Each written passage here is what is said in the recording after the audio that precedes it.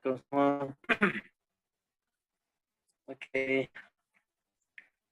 Bolehlah mula mesti jawab lah sikit. Sekejap, setengah jam ke.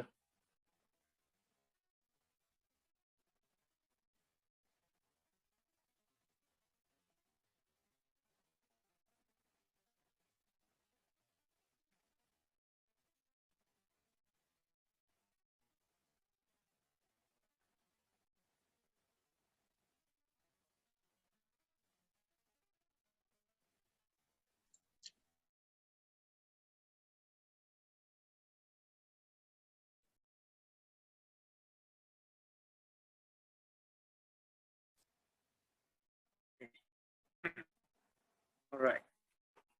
Kalau ada sesiapa nak tanya soalan, dipersilakan.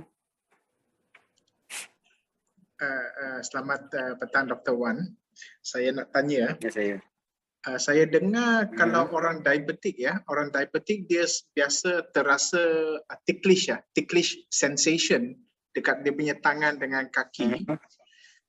Ada tak apa-apa cara tak untuk mengurangkan this kind of ticklish ataupun semut merangkak dalam kita punya tangan ataupun kaki?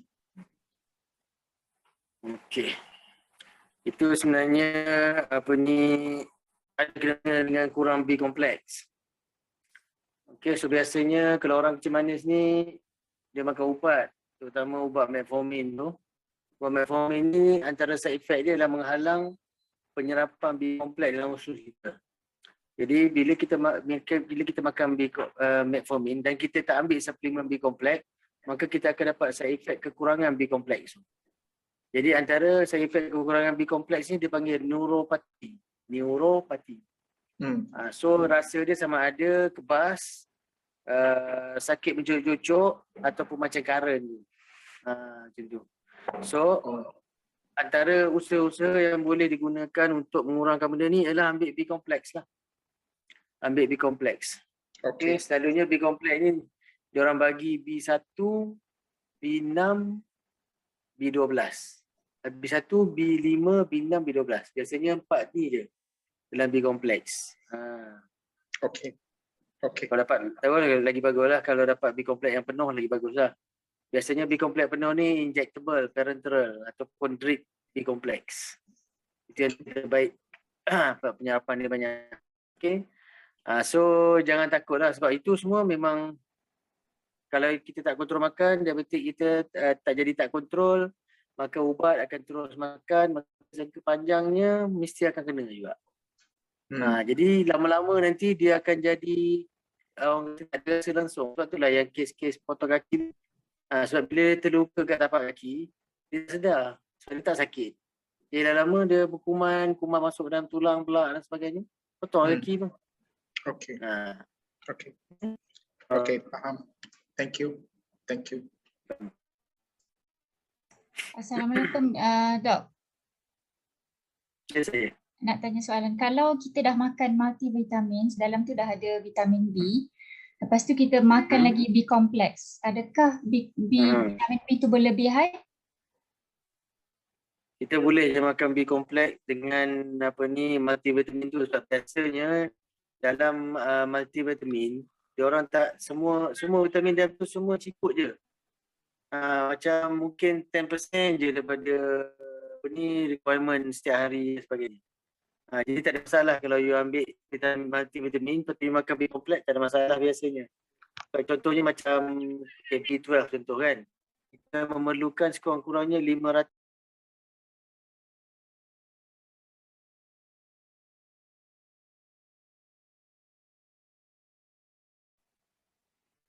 Okey, terputus pula. Alright, so so kalau kita nak makan B kompleks dengan multivitamin tak ada masalah. Sebab biasa dalam multivitamin kalau B12 contoh tadi kan. B12 ni kalau kita memerlukan minimum 500 mg sehari. Tapi kalau dalam multivitamin biasanya dia letak tu dalam tak sampai 100 mikrogram pun. Biasanya kalau multivitamin B12 ni. Jadi sebab kalau dia taruh jumlah yang betul, nanti vitamin tu jadi mahal. Siapa nak beli? Okay. So tak ada masalah sebenarnya kalau you nak ambil multivitamin yang dah ada B-complex dan you ambil lagi B-complex, biasanya tak akan berlebih. Okay. Sebab B-complex ni banyak sangat kegunaan dalam badan kita. Yang orang berlebih. Okay. Alright. Okay, Dengar baik tak? dok. Terima kasih. Dengar. Faham. Okay. Alright.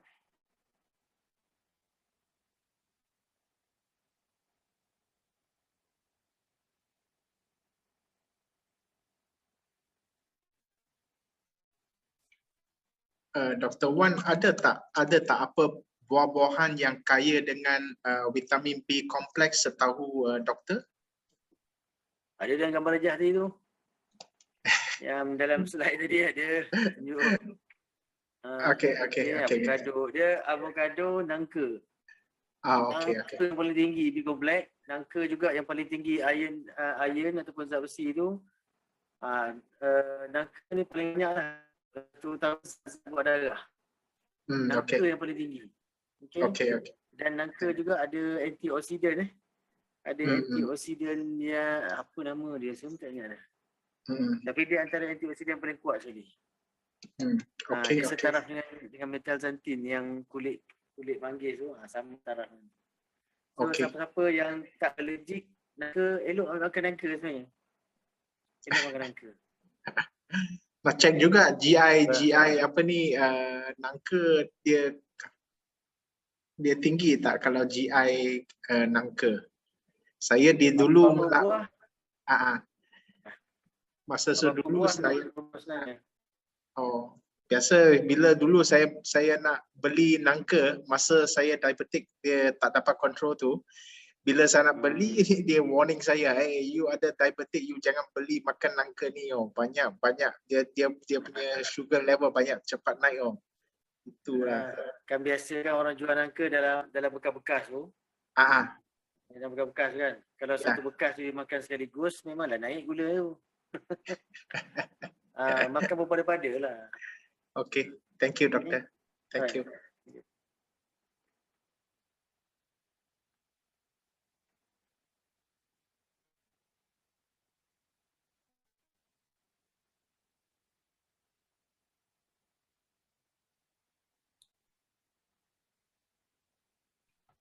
Dr. Wan,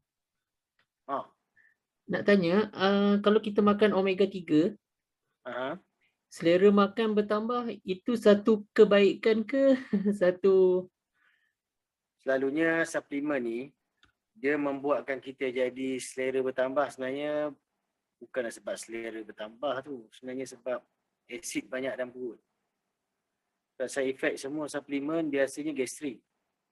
So dia boleh menggeletik perut kita untuk mengeluarkan banyak asid. Jadi kita akan selalu lapar. Selalu lapar. Bila selalu lapar, kita selalu makan lah. Okay, so yang penting makan tu kena benda yang betul. Kalau kita ambil kod, ambil roti, sapu kaya semua, jahanam lah. Okay, so tak ada masalah sebenarnya. Tak ada masalah. Okay. Okay. Terima kasih.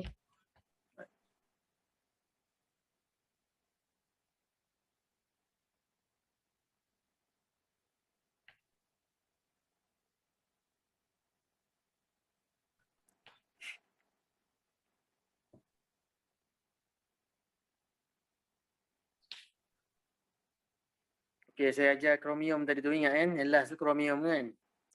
Kromium tu dia sebenarnya ubat kecil manis. Dia panggil kromium picolinate. Kromium picolinate ni beras merah yang ubat nasi dagang Kelantan. Okay, kromium picolinate ni dia dihasilkan oleh kulat tu. Dan dia punya kekuatan menurunkan, dia boleh jadi ubat kolesterol. Dia punya kekuatan ubat herbal kolesterol ni, dia menyamai statin tu. Ada kajian memang menunjukkan kulat pada beras merah tu, yang warna merah tu sebenarnya kulat lah. So, kulat tu dia boleh menghasilkan ubat statin juga. Dia setaraf dengan lovastatin. So that's why kalau tak nak makan ubat kolesterol, carilah suplemen kromium picolinate. suplemen kromium perkulinit ataupun makanlah benda-benda tulis tu telur banyak, ayam, daging ayam. Tapi daging ayam kalau boleh, kalau nak betul-betul berkhasiat kena carilah ayam organik ke, ayam apa ni ayam yang bukan komersial lah, bukan bagi makan dedak apa semua tu. Kena makan ayam kampung, itu lebih baik lah. Ataupun ayam organik mahal. RM1, itu lebih sihat lah. Lebih sihat kalau dibandingkan yang lain. Okay. So, kromium ni bagus. Sebab itulah orang kecil manis, suplemen yang bagus selain daripada minyak ikan, B-complex tu ialah kromium picolinate dengan ALA, alpha lipoic acid. Dua ni dia ubat kecil manis. So bila dah kontrol cantik, boleh berhenti ubat kecil manis dan sambung dengan kromium picolinate dengan apa ni, ALA tadi. Okay. Alpha lipoic acid. Boleh amalkan lah. So lama-lama bila kita dah start ada hypo tu, maknanya kita punya kontrol makan tu dah bagus lah. So jangan kita kekalkan ubat, kita kena kurangkan ubat tu sepatutnya. Dulu tahulah korang kena jumpa doktor yang rawat korang lah, bincang macam mana. Dulu kita dibagi tahu bila sudah kena kencing manis, sudah kena makan ubat, dia kena berterusan macam itu sajalah. Kena makan ubat sampai mati lah. Jadi tapi saya rasa mungkin tak berapa betul juga kan, sebab lepas you boleh kontrol kita punya diet, lepas tu kita tak makan ubat lagi, lepas tu maintain control diet, tu pun tak payah makan ubat juga kan? Ya, dia sebenarnya orang yang kena kencing manis ni adalah orang yang insulin dia dah resistant. Jadi kalau kita boleh reverse insulin resistant tu, maka barulah kita boleh katakan kita ni sembuh kencing manis.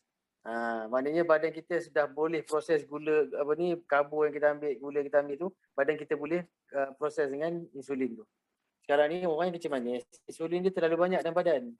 Sebab sebelum ni dia dah makan makanan yang ada gula, ada tepung dan sebagainya, karbo kan. Jadi stok semua tu dah banyak. So insulin dah banyak. Jadi kalau nak reversekan benda ni, kita kena pastikan kita minimalkan karbo supaya tak ada insulin baru dihasilkan banyak. Supaya juga insulin dia akan wear off, dia akan hilang sikit. Lama barulah suatu hari nanti kita akan tengok kita punya blood sugar akan improve sikit macam tu. Nanti kalau dah jadi normal, kita kurangkanlah ubat tu sikit. Kalau macam makan 2 biji 2 kali sehari, makanlah sebiji 2 kali sehari. Macam tu lah. Kita akan taper down dos ubat. Itu kalau jumpa dengan saya lah. Kalau jumpa dengan doktor lain, saya tak tahu. Jadi saya lebih suka taper dos ubat. Maknanya kalau makan 2, jadi 1. Kalau makan 3 kali sehari, makan 2 kali sehari. Macam tu lah, kita kurangkan sikit. Every 3 months, saya akan review. Kalau normal, saya kurangkan. Kalau tak normal, sambung. Kalau teruk, saya naikkan balik ubat dos tu. Tapi kalau di hospital kerajaan, kalau you pergi hospital kerajaan, memang dia akan cakap memang kena makan ubat sampai mati lah. Saya dulu pun macam tu juga. Saya bagi tahu pesakit saya, memang kena makan ubat sampai bila-bila. Sebab apa? Sebab mudah saja 90% daripada pesakit yang pergi jumpa doktor-doktor kat hospital ni, kebanyakannya memang tak kontrol makan. Dia kontrol makan 3 hari sebelum jumpa doktor je. Appointment 19 bulan dia start puasa dah. Puasa dia jaga makan gila, tak makan apa-apa pun kan, makan nasi sikit je kan. Macam tu lah biasanya. So dia datang tu gula cantik, tapi bila check HbA1c 10. 12. Macam tu. Okay, so that's why memang doktor kat kerajaan memang tak boleh nak salahkan diorang bila diorang cakap kena makan ubat sampai bila-bila. Satu bila cakap kena makan ubat bila-bila, diorang ni akan takut lah. Diorang akan ikut lah betul-betul. Okay, kalau dengan saya memang ada dah ramai dah saya berhentikan ubat. Dan ada juga yang datang balik kena ambil ubat balik. Ada juga darah tinggi, kencing manis semua ni ada. So dia bergantung pada pemakanan kita. Kalau kita tak kontrol makan, susah. Okay. Saya juga ada satu lagi soalan, doktor. Kalau tak silap saya dalam syarahan yang lepas ya, saya teringat lagi, doktor cakap bila kita untuk diabetik punya orang kan, dia ada banyak simpanan gula ya dalam dia punya organ-organ tempat-tempat kan. Jadi bila kita start control our sugar, like macam saya lah, kalau saya bangun pagi saya check, saya dapat reading like 7.1, 7.2. Jadi adakah ini, tapi bila saya petang tengah hari saya check saya 6 point something, sometimes 5 point something lah. Tak ada makan ubat lah. Jadi adakah ini kerana sebab lepas makan malam saya tak minum SFT. Lepas tu bangun pagi saya check 7.1. Adakah ini dia dalam proses keluarkan gula yang tersimpan dulu dalam saya punya organ, dia dalam proses dia masuk dalam keluarkan dia. Betul tak? Ya betul. Okay. So sebab dia kalau kita tak makan lama, nanti bila glukos kita dah biasa dah memang daripada kecil kita makan karbohidrat kan. Jadi bila level glukos yang dalam badan kita menurun, otak kita akan detect, so dia akan top up balik gula tu. Dia akan keluarkan daripada liver kita, sel lemak kita apa semua keluarkan masuk dalam darah balik. Macam tu je lah, sebab tu susah nak turun tu. Tapi lama-lama bila you control, insulin dah tak dirembeskan sangat. Insulin lama ni dah wear off. So lama-lama barulah insulin yang dihasilkan oleh badan you tu boleh mengurangkan gula tu. Okay. Yang ada lagi satu. Kadang-kadang kalau kita check gula selepas makan. Immediately selepas makan, macam 15 minit ke kan. Selepas makan ke setengah jam. Kita akan tengok bahawa gula kita lebih rendah daripada yang kita check selepas 2 jam. Sebabnya bila kita makan, masuk dalam perut kita je, terserap tu, otak dah kesan. So dia akan rebaskan insulin kita. So insulin tu akan turunkan dulu, tu nampak macam rendah. Tapi lepas tu dia naik balik. Okay. So patutlah jangan, kan ada orang buat uji kaji tu yang dia kata dia minum jus buah ke apa dah, gula dia turun. Dia check depan orang ramai tu, gula dia turun. So itu sebenarnya sebabnya insulin dia lah. Bila dia minum fruktos tu, jus buah tu, badan akan kesan benda tu dalam badan kita. So dia akan badan kita akan arahkan pankreas menghasilkan insulin. So turun naik balik. Okay. Thank you, That's doktor. why jangan check gula banyak kali sangat ya. Check seminggu sekali dah. Kalau kita pagi check, backup. Kalau mampu tak apalah, tapi kadang-kadang dia menyebabkan kita stres. Kenapa tak berubah sangat? Seminggu ke sebulan ke, mungkin ada banyak perubahan kan. Saya punya berubah banyak lah doktor. Sebab sebelum saya start diet ni kan, dengan SFT ni, saya bila bangun belas-belas sampai 20 pun ada, belas-belas. Tapi of course masa tu saya tak kontrol makan lah tu. Tapi lepas saya start control, saya nampak dia slowly dia turun lah.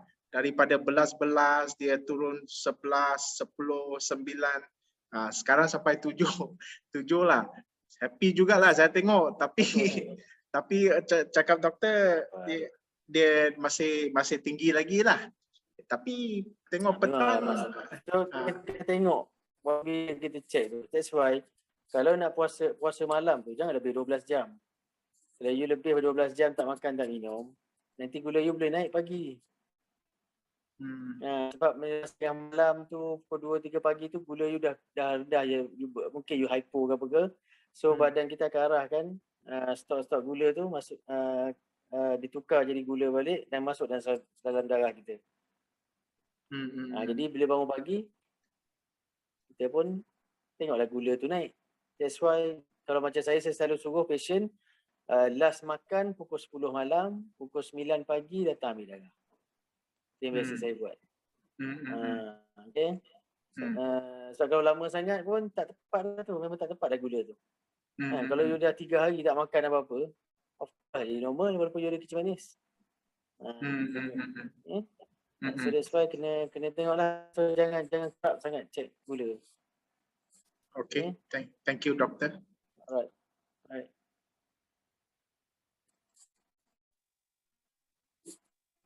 Assalamualaikum lah doktor. Assalamualaikum warahmatullahi. Sekarang ni heboh pasal kebaikan minyak saca inci tu.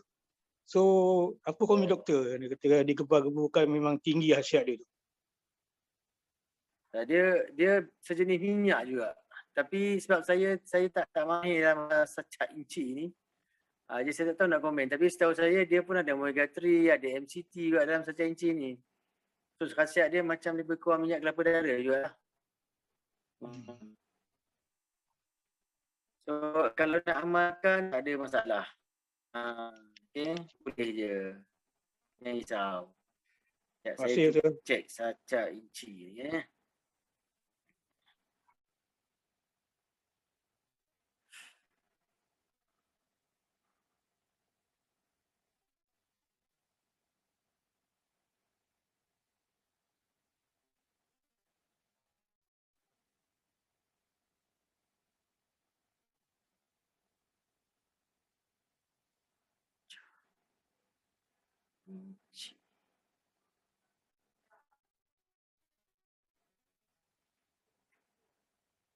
Ya. Belum.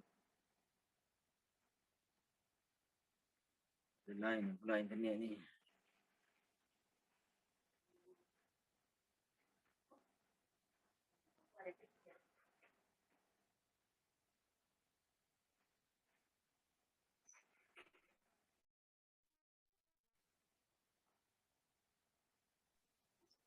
Dr. Wan, Ya saya.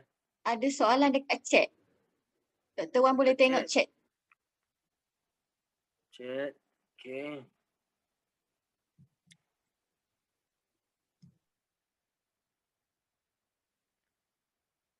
Okay. So yang pasal apa ni santan dalam kotak atau dalam santan dalam bentuk serbuk kan. Dia khasiat masih ada. Maknanya boleh lah pakai. Tapi kalau nak beli yang original tu lagi bagus lah sebenarnya. Okay. So boleh pakai santan kotak tu. Masih ada dia punya khasiat tu. Okay, itu dijamin oleh Mardi. Okay. Doktor kalau kita minum terus santan tu okey ke? Boleh kalau boleh tahan rasa dia. Dia macam minum minyak kelapa darah lah. Kan rasa pelik kan. Right. Okay. So inilah. Boleh pakai santan kotak ke santan serbuk ke. Boleh. Tak ada masalah. Tapi the best yang beli tu kita peras itu yang terbaik. Alright. Dan soalan kedua, saya nak tanya apa suplemen dan bahan makanan yang bagus untuk orang yang ada PCOS. Okey, PCOS ni dia ada dua. Satu PCOS, nombor dua biochemical PCOS. Kalau PCOS betul memang dekat ovari tu dia ada bulat-bulat kecil tu. Macam gelembung-gelembung air kan dekat ovari tu. Itu nama dia cyst. Itu kalau PCOS betul lah. Kalau yang biochemical PCOS ni, dia cyst tu tak ada. Tapi hormon level tu macam PCOS. So itu dua rawatan yang berlainan lah. So PCOS ni sebenarnya penyakit orang perempuan yang suka makan ayam. Perempuan yang makan ayam setiap hari pasti hampir boleh katakan 80% daripada perempuan yang ada PCOS yang saya jumpa lah memang suka makan ayam. Sebabnya ayam bandar ni KFC, McDonald, ayam kita beli kedai Aceh ke apa semua ni semua ayam komersial. Dia banyak cocok ni antibiotik lah, steroid lah apa semua nak kasi cepat matang lah supaya boleh jual cepat. Kalau dulu 6 bulan, sekarang 3 bulan nak boleh jual. Kan? So, orang perempuan yang suka makan ayam ni dia akan dapat cyst. Okay? Jadi nombor satu sekali jangan makan ayam lah kalau yang ada PCOS tu. Berhenti makan ayam. Tengok 3 bulan ke 4 bulan ke. Lepas tu pergi scan balik. Tengok apa jadi. Okey, lepas tu kalau yang sebenarnya saya akan bagi metformin tu sendiri. Makan addiction manis. Makan 500 mg sekali sehari atau 2 kali sehari. Dia boleh mengecutkan sis yang besar. Alright. So itu untuk PCOS lah. Okay, dan suplemen sebenarnya apa-apa yang diperbuat daripada berry. Kebanyakan berry boleh merawat masalah-masalah perempuan. Jadi kalau cari suplemen yang ada berry boleh. Ataupun beli buah berry. Makan sendiri strawberry ke, mulberry ke, blueberry ke, tak kisah. Tapi buah tu sendirilah, jangan beli jam blueberry. Tak ada faedah juga. Okay. Alright. Doktor, nak tanya sikit saya. doktor. Kalau selain daripada kita amalkan ubat, pemakanan yang sihat dan suplemen-suplemen yang doktor syorkan lah kan. Selain itu, boleh tak kalau apa pendapat doktor lah tentang bekam ni doktor kita buat? Okay. Bekam ni sebenarnya tak ada masalah kalau ikut kajian. Sebenarnya bekam ni, bila kita buat bekam tu kat belakang ke, kat kepala ke, kat tengkuk semua tu kan. Bila kita buat bekam, bila kita cocok-cocok kasih berdarah tu dan bila taruh tengkuk tu, the negative pressure. So menarik darah keluar. So sebenarnya proses tu kalau ikut kajian moden, dia boleh menyebabkan badan kita menghasilkan satu hormon nama dia growth hormone. Okay, so growth hormone ni dia macam antara master orkestra lah. Dia mempengaruhi banyak benda. Dia boleh dia boleh kasih badan kita segar, dia boleh kasih badan kita kuat, lebih orang kata sistem pertahanan badan lebih kuat. Itu kerja growth hormone. Okay, so sebab itulah sekarang dah ada suplemen growth hormone tu. Tapi sebenarnya growth hormone ni melalui bekam dia terhasil, melalui exercise pun dia terhasil. Dan melalui PRP. PRP ni maksudnya kita ambil darah pesakit tu, kita proses, kita ambil darah putih dia, dan kita injek kat tempat yang sakit. Biasanya saya buat kat lutut dengan tulang belakang lah, sikit belakang, slip disc ke apa ke. Saya buat PRP ni. Nanti dia hilang sakit tu. Dan kalau dalam lutut dia boleh menambah grease dan sebagainya. Okay, so bekam tak ada masalah. So sebab itulah kalau orang yang sakit lutut, dia orang buat bekam kat lutut, memang jadi okey sebabnya growth hormone tu lah. Okay, so boleh dan selain tu dapat pahala lah. Alhamdulillah. Pahala sunat kan. Ya, So boleh, tak ada masalah, cuma itu kena tengok tempat bekam tu dia guna disposable ke tak. Kalau dia guna yang jenis kaca, dia cuci balik, saya tak galakkan buat lah. Dia kena yang pakai buang. Dia buat tu, lepas tu dah buang. Itu paling bagus. Sebab kalau nanti risiko penyakit-penyakit lah, HIV ke, hepatitis lah, apa semua tu. Okay. Terima kasih doktor. Okay.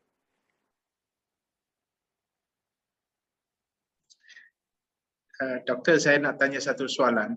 Sekarang kadang-kadang kita dalam Facebook kita ada tengok untuk pesakit kencing manis. Dia orang, saya rasa kalau tidak silap saya dekat Thailand, dia orang ada bagi treatment stem cell ya. Jadi pesakit kena pergi ke Thailand, lepas tu tak tahu apa dia orang buat, mungkin buat some surgery atau pembedahan ke. Lepas tu dia orang cakap after the stem cell treatment dia akan dia dapat kurangkan efek sakit kencing, penyakit kencing manis. Apa pendapat doktor? Okay. Alright, stem cell ni dia sel yang orang kata dia belum ada spesifik tugas. Okey, macam masa kita mula terjadi kan, sperm dengan ovum kan. So jadi satu sel, lepas tu jadi 2, jadi 4, jadi 16, macam lah kan. Dia bertambah. Okey. So dalam bentuk yang dia tengah biji-biji lagi tu, yang kita gunakan. Kita ambil tu, kita injek masuk dalam badan seseorang, so berarti dia akan kesan kat mana tempat yang tak betul. So kalau pankreas punya problem, dia pergi kat pankreas. Kalau ada buah pinggang punya problem, dia akan pergi kat problem. Macam tu lah cara dia buat tu. Cuma isu dengan stem cell ni ialah dia mahal nak mampus lah. 90,000, 300,000 pun ada sekali buat. Oh. Okay. So macam saya memang buat stem cell. Saya qualified stem cell punya treatment. Tapi itulah, tak ramai dah pelanggan sebab sekali buat paling kokak pun 10,000. Dia tak ramai orang. Tapi memang dia boleh merawat penyakit kencing manis? Ya, memang boleh merawat. Tapi macam dengan kontrol makan jugalah. Maknanya kalau you tukar tu, tapi makan you tak kontrol lah, lama yang stem cell yang baru tu pun jadi rosak juga. So dia punya asasnya cuba kontrol makan, maknanya makan makanan yang betul. Okay. Alright, thank you doktor. Okay.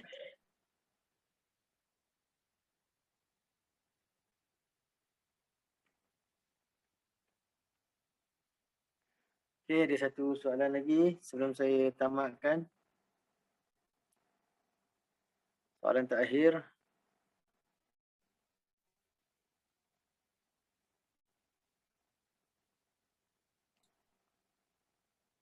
Dr. Wan, macam mana Okay, kita nak praktikkan makanan sihat ni dekat orang yang dah stroke, yang dah kena dah pakai tube dah.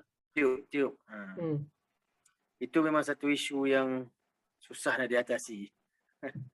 Sebab kalau tube ni kita kena bagi fluid. So kalau you boleh buat, cuba masuk ke tube tu. Tapi masalah rest tube ni kat ujung ni tu dia ada ball. So ball ni banyak yang menyumbatkan benda kasar. Jadi kalau kita bagi contoh bagi sayur kan, fiber pun tak boleh masuk kat situ. Jadi minyak boleh lalu.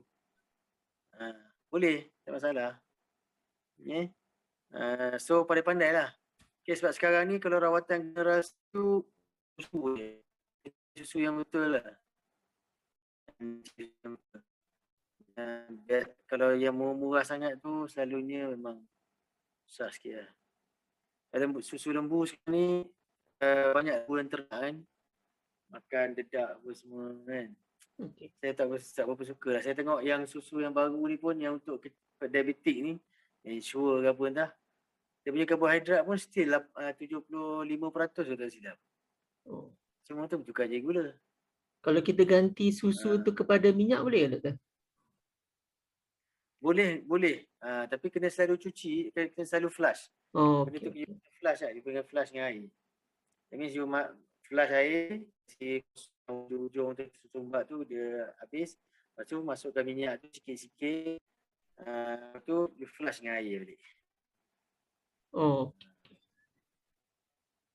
Okay, tak ada masalah tu sebenarnya. Tapi jangan buat kat hospital. Cegah ni. Kalau kat rumah kita boleh buat lah, tak ada masalah. Untuk dia dapatkan khasiat tu kan. Betul, lagi satu, kalau kan ada setengah orang dia memang daripada kecil tak makan sayur dengan buah. Tapi kita tengok dia pergi toilet setiap hari. So itu berbeza dengan orang yang makan serat. Makan sayur ni kadang-kadang dia sembelit juga. Macam mana komen doktor? So itu sebenarnya termasuk dalam 5% manusia yang pelik. Okay. Contoh ayah saya sendiri, dia sepatutnya kan kita kalau kita disembelit tu tak? Betul. Tapi ayah saya dia minum teh dicirit. Kita balik dengan orang. Jadi memang ada orang yang pemprosesan makanan dia ada genetic variant. Kita panggil bidang baru, kita panggil nutrigenomic. Saya pun tengah belajar genomik ni. Orang yang memang, contoh macam orang yang ada FTO2 variant, dia punya badan tu tak boleh nak proses lemak. Jadi bila makanan berlemak, dia tak boleh proses. Lambat. dia kena exercise lebih, kena kurangkan makanan berlemak berminyak, macam tu. Orang yang macam tu lah. Tapi ada orang yang kalau yang tak ada varian tu, maknanya bila masuk lemak dia boleh proses, tak ada masalah. Dia takkan dapat kolesterol tinggi dan sebagainya. Dan ada orang yang metabolisme dia punya genetik metabolisme badan dia sangat laju. Itu yang ada orang jenis yang makan 10 kali sehari pun badan kurus juga. Tapi dia tak ada thyroidnya problem. Tapi itu sebab dia punya genetik macam tu. Jadi ada orang yang makan sayur dan fiber, walaupun dia tak makan, dia beri hari-hari, mungkin disebabkan ada varian satulah. Ataupun yang kedua, sebab fiber ni bukan dalam buah sayur je lah. Macam kacang-kacang semua ada. Cendal, kacang cipis, kacang kuda, semua tu ada fiber. Okay, so tak ada masalah jugalah. Maknanya mungkin dia makan benda yang tu banyak. Okay. And then dia minum air banyak. Kalau dia minum air banyak pun dia akan lawas. Okay. Alright. Terima kasih doktor. Okay. So kalau ada persoalan lagi, tengok message. Dok, ada satu soalan dekat chat. Okay. Bagaimana Mineral Life boleh membaiki sel?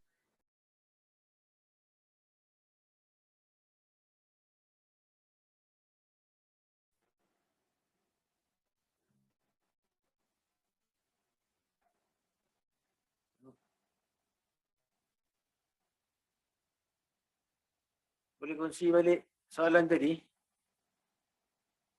Tadi dia terputus, lepas tu saya pergi check balik, dah kosong chat ni. Soalan dia macam ni, bagaimana Mineral Life boleh membaiki sel di pankreas yang rosak atau kurang sensitif dan bagaimana proses penyembuhan itu berlaku? Okay, so Mineral Life ni dia tinggi magnesium. Magnesium ni dia perlukan dalam sel-sel, terutama sel-sel yang rosak lah. So orang kecil manis, pankreas dia dia ada dua jenis sel. Satu islets of Langerhans ataupun beta cell. Lagi satu adalah alpha cell. Okay, so dua-dua ni dia memerlukan magnesium. Jadi kalau kita tak cukup magnesium dalam badan, fungsi dia akan berubah. Fungsi dia akan berkurang. Okay, so mungkin tak boleh nak hasilkan insulin secara normal dan sebagainya. Jadi bila kita bagi Mineral Life ni, insyaAllah lah dia boleh repair balik kerosakan pada sel-sel ni. Dia bukan baiki insulin tu sendiri tak. Dia baiki sel-sel yang menghasilkan insulin. Beta cell, beta islets of Langerhans. So dengan sebab tu lah kalau kita ambil suplemen magnesium, dia boleh membantu. Dia bukan ubat, dia membantu. Membetulkan kita punya pankreas tu. Macam tu. Okay, so bolehlah makan Mineral Life ataupun air zam-zam lah. Sekarang mana dapat air zam-zam? Mekah pergi kan? So ambil Mineral Life lah. Ataupun kalau nak yang itu beli lah kapsul magnesium tu sendiri. Ada jual kapsul magnesium 500 mg untuk adult. Makanlah sebiji pagi, sebiji petang. Boleh? Macam tu. Okay.